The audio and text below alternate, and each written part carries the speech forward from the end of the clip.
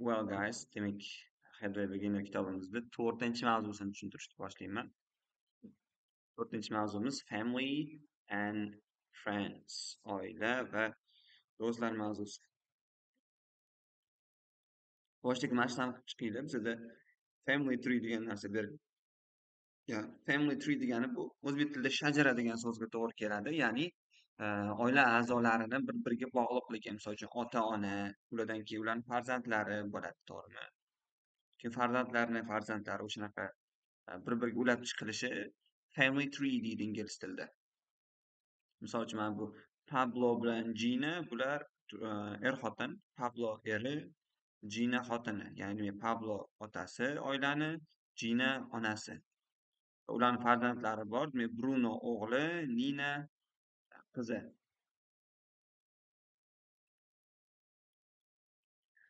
Ularning oilasi haqida qisqacha ma'lumot berganman. Bu rasmda aytishyapti, lekin odamlar soni nimagadir ko'proq, a? Demak, menimcha mana bu Pablo bo'lsa kerak. Bu Gina, mana bu Bruno, bunisi Nina bo'lsa kerak. Bu amakisimi endi? I don't know. Demak, birinchi starter qismimizda possessive pronouns, egalik olmoshlarini yana bir marta takrorlab olishlaring kerak. Uchun I, men bo'lsa my, many, you, sen bo'lsa your, r bilan tugaydi, sening. He, u degani his, uning, o'g'il bolaga nisbatan. She, u, her, uning. We, biz, our, bizning. They, ular, their, ularning. Keyin ularni ishlatib gap tuzishga harakat qilib ko'rish kerak, ikkinchi mashdagidek. Keyin bu unitda bizada possessive haqida ma'lumot berilgan. Mana bizga possessive ozroq tushuntirib ketaman. Possessive.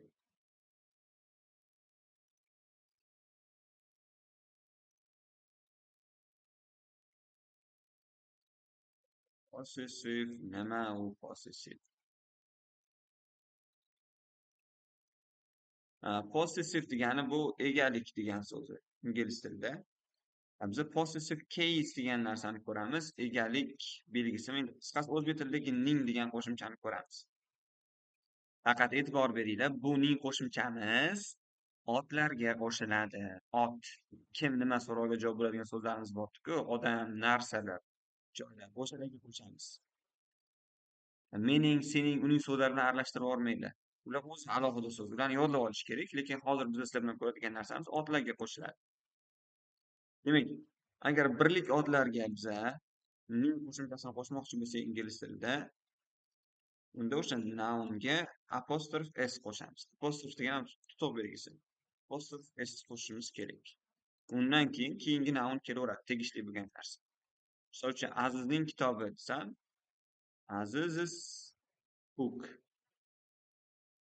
Ukamning kitobi desam, my brother's book. Endi e'tibor beringlar, bu gap yasamaydi, bu birikma. Kimningdir nimasi ma'nosida keladigan so'z. Yoki Lucyning do'sti, Lucy's friend. Shunaqa juda ham oddiy sodda birikma, shunaqa shaklda keladi. Faqat uni birlik otlar bilan dedik. Unda ko'plik otlar bilan nima qilamiz ustoz deb savol berasizlar. Biz ko'plik otlarga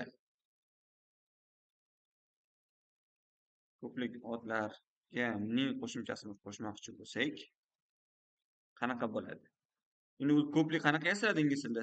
S harfi bilan yasaladi-yu, shuning uchun bunda ozroq farqi bor. Ya'ni bizada noun keladi. Nounga s qo'shimchasi qo'shilgandan keyin shu apostrof tutuq belgisini o'zini qo'yamiz. Keyingi nounni ishlataveramiz. 2 marta s kelmaydi. Misol uchun, mening studentlarimning kitobi desam, mening studentlarim desam, students bo'ladi. Talabalar, students. Endi mana bunaqa belgini qo'yaman.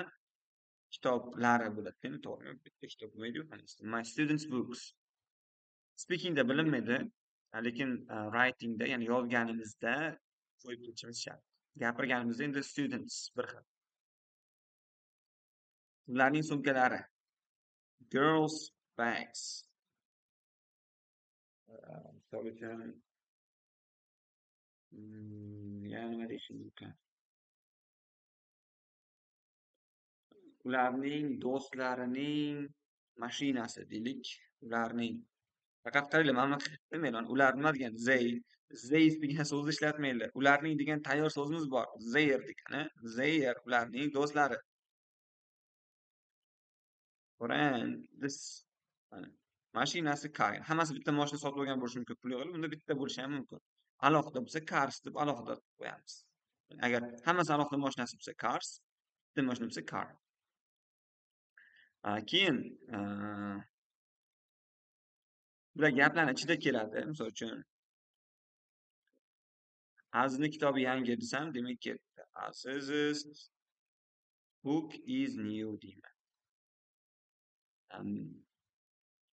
Mening talabalarimning kitoblari yangi desam, my students' books are new deyman. Aziz's book is new, my students' books are new. Ning ma'nosida ishlatildi. Tushunishdan misol uchun mening dadamning do'stining ismi desam, my dadamning father's do'stining friend's name is Bahodir. Misol uchun. Endi mana bu eslarning hammasi ning ma'nosida keldi. Faqat ehtiyot bo'linglar, ba'zida mana bu tubi ham qisqarib mana bunaqa kelib qolishi mumkin. Bu endi dadamning do'stining ismining Bahodir emas, ismi Bahodir. Bu tubini qisqartirilgani ham bo'lishi mumkin. Shunga ozroq e'tibor berasizlar. Chalkashib ketmaslik uchun.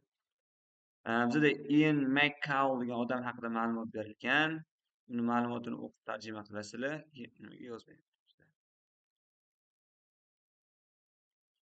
Qoldi. 1 sekund.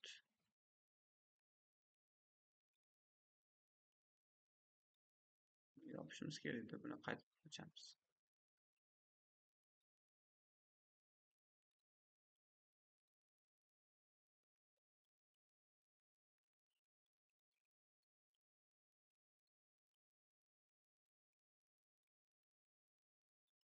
Demak, hozir 4-mavzuga qaytib boramiz.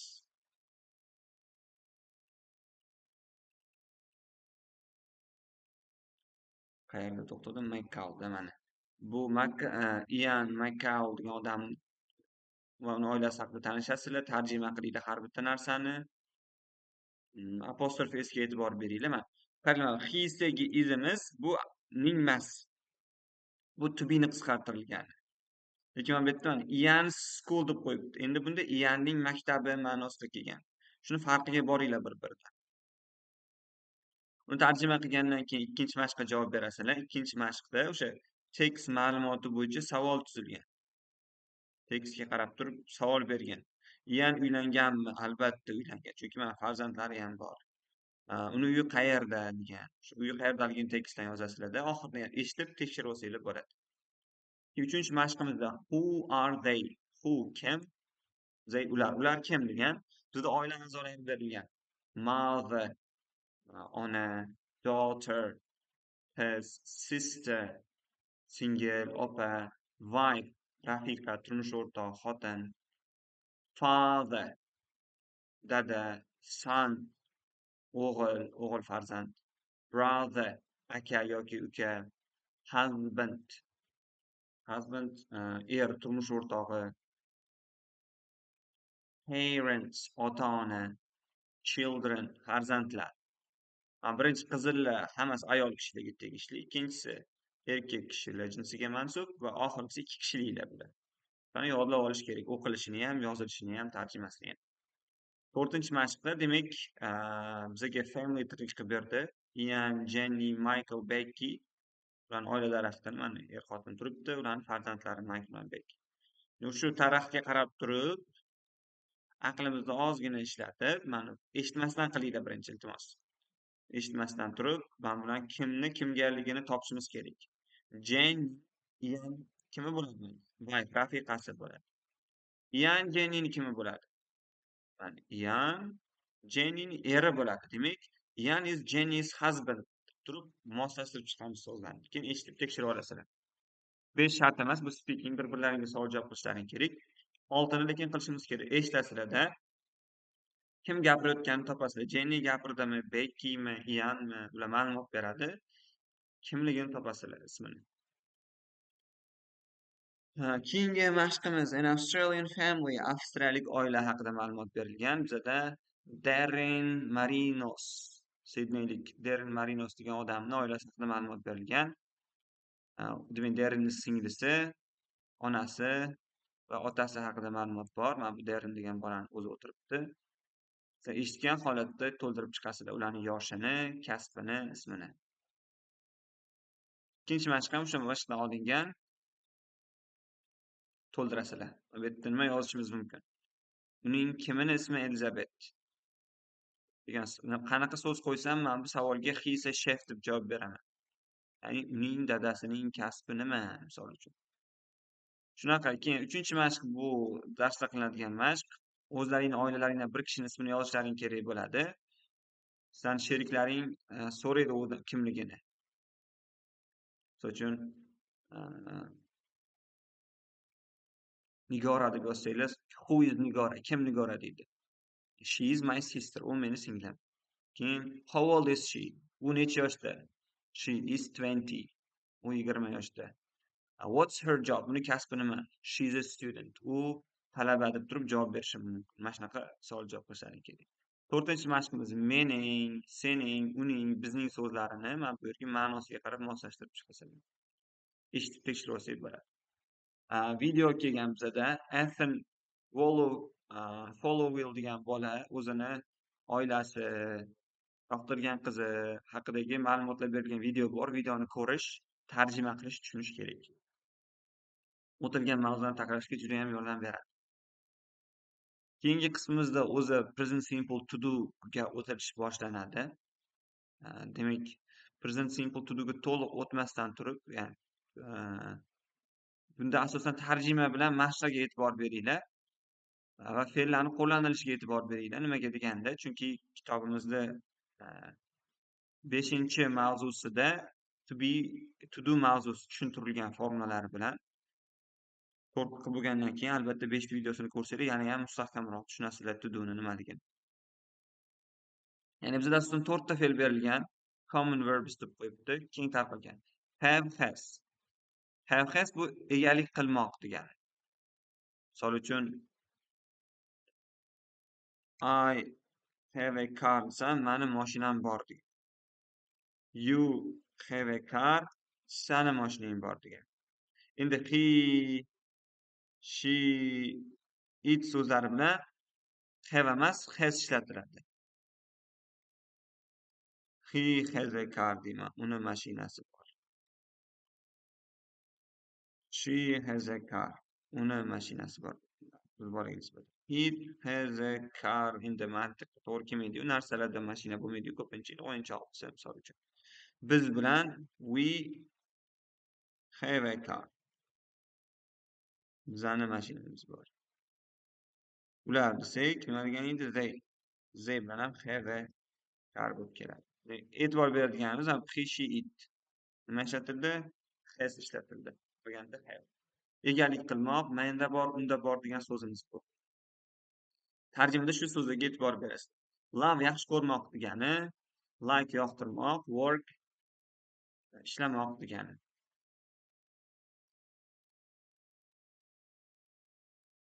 Keyin mana fe'llarni ishlatganimizga e'tibor beringlar mana.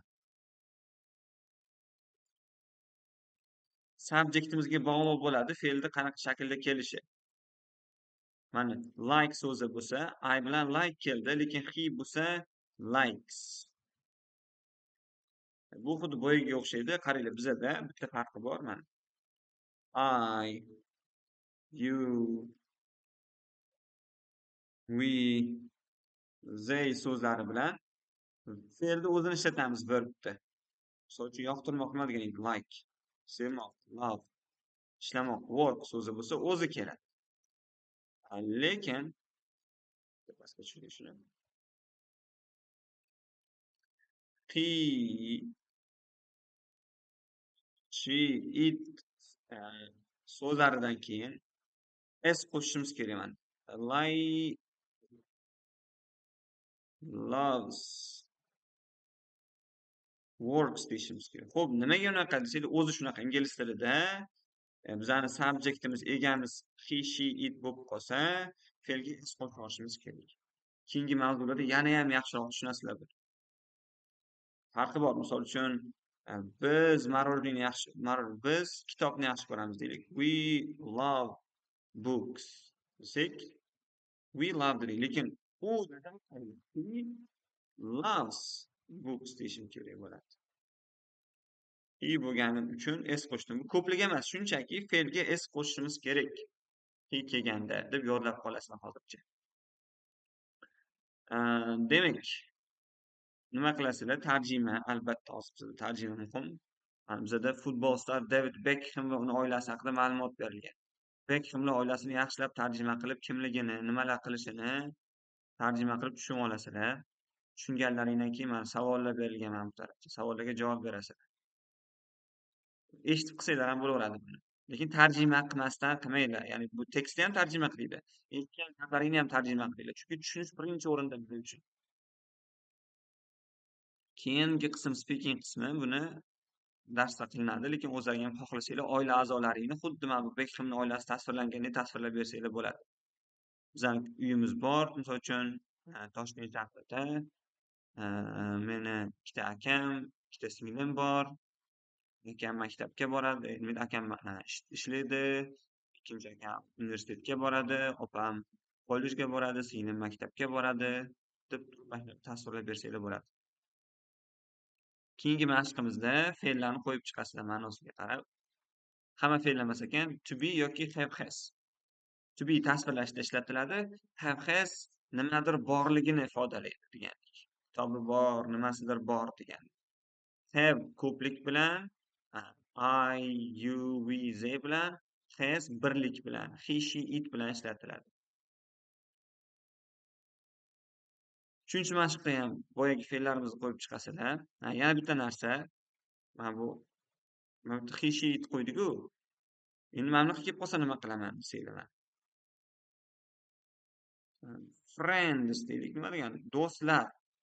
Do'stlar yaxshi ko'radi desam, friends love books bo'ladi. Nimaga desa, friends ko'plik, ularga to'g'ri keladi. Lekin bitta o'rtoq haqida gapirsam, my friend nechta? Bitta. Unga loves books deyishga majburman.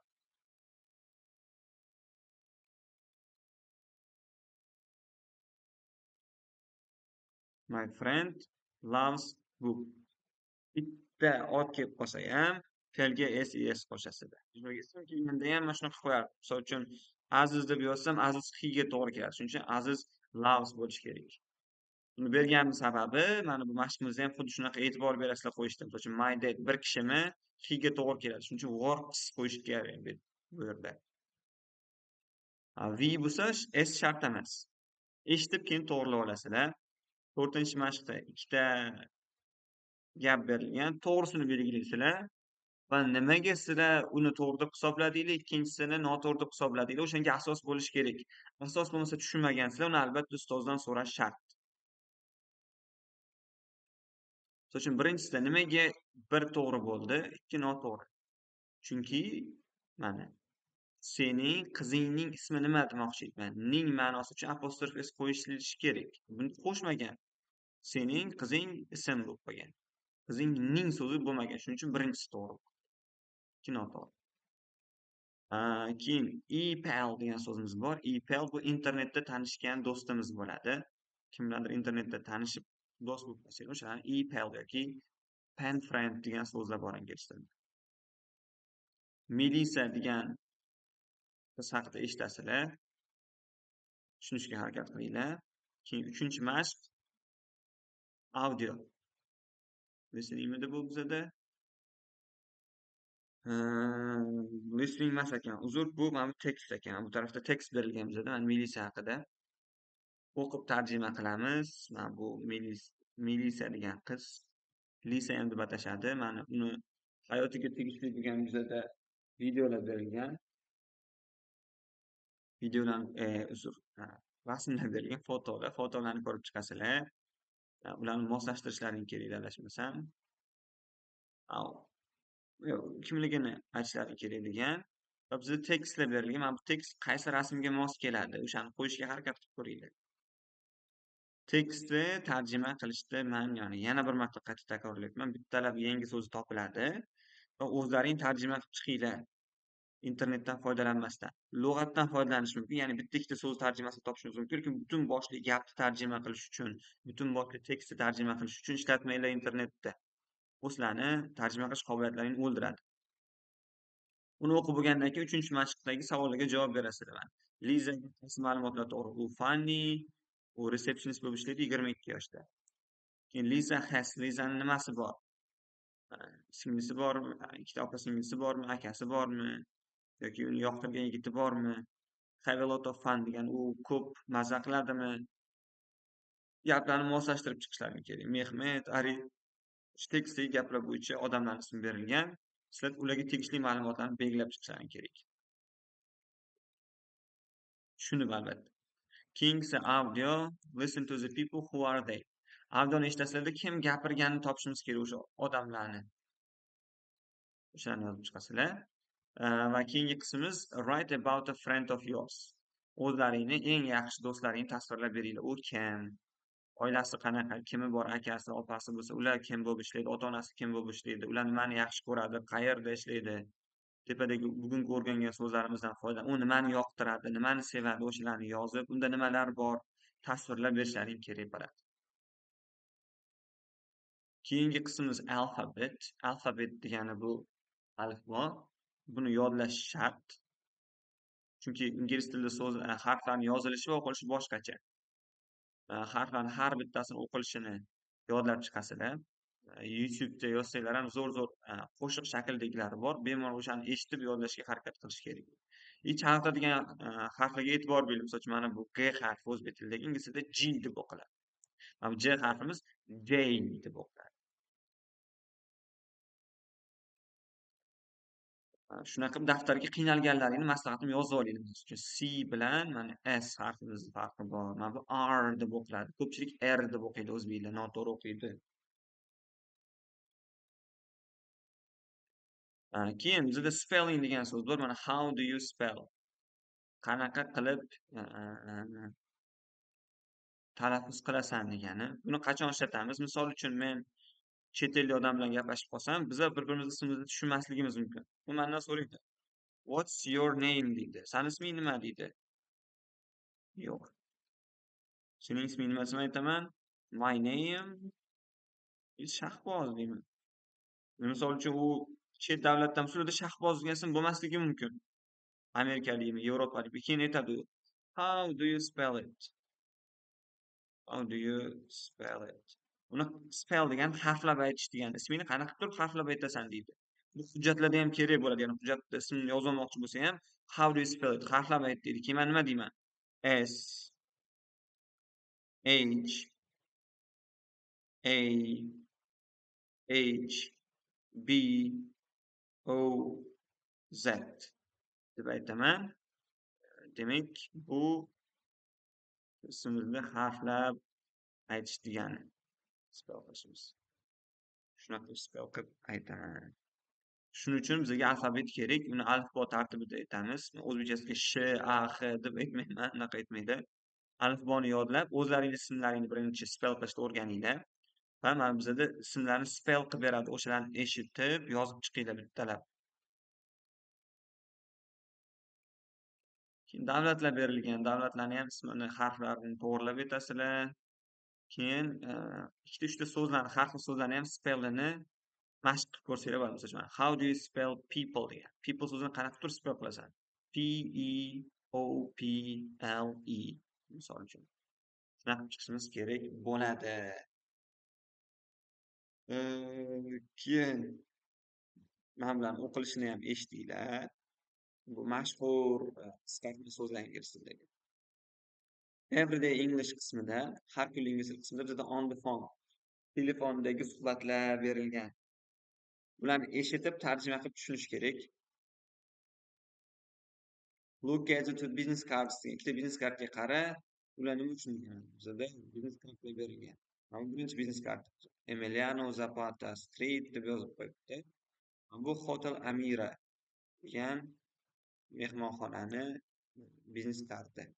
Business card degan shu taklif nomi qog'ozchasi bo'ladi. O'sha qog'ozchasiga qaralgan. Eshittasida suhbat qiladi. Operator bilan Anita gaplashadi birinchisida, ikkinchisida Liza bilan Ian o'zaro gaplashadi. Suhbatini eshitib tarjima qilinglar. 2 marta eshitish kerak o'zi. Va o'zi partnyoring bilan qiladigan, endi partnyorlaring bo'lsa qilishlaring mumkin. Bu masala juda majburiy emas.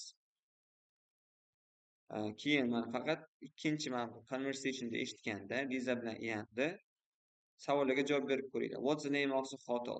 Mehmonxonaning hotel. Mehmonxonaning ismi nima? What does Ian want? Want degan xohlamoq. Ian nimani xohlaydi?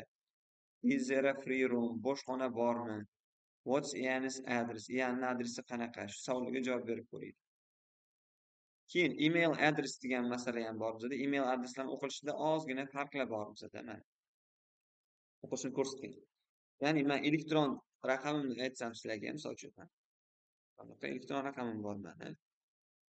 Raqam emas, pochtam, elektron pochta.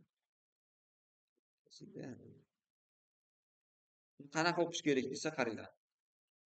S dot nuqtani ingliz tilida men har doim emas, anonda kelsa, dota. Elektron manzillarda kelgan nuqtalar dot deb o'qiladi. Boshqa nima? Raqamlarda, narxdagi emas. Elektron pochtadagi nuqtani dot deb o'qiysiz.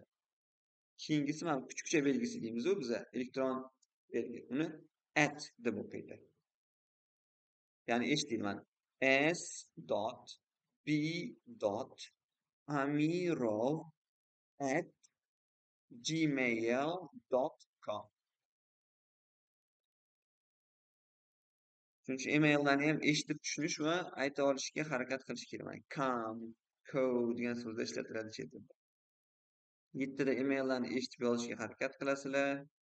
O'zing emailingni ayt degan emaillar bo'lsa aytinglar, bo'lmasa o'ylab topinglar. Va yetadi mana shu narsa. Oxirgi emas, ya'ni partnyor bilan ishlash kerak, u darsda qilinadigan narsa. Shu bilan 4-mavzuyimiz ham tugaydi. Yana bir marta grammatik reference degan grammatik takrorlash qismlariga qarab chiqinglar. Mana hammasini yana qayta tushuntirib chiqqan.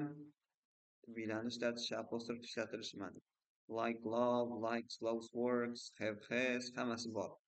Va o'ng tarafimizda word list so'zlar qatori berilgan, so'zlarni tarjima qilib, talaffuzi bilan yodlab topshirish kerak bo'ladi ustozlaringga. That's all guys. Good luck.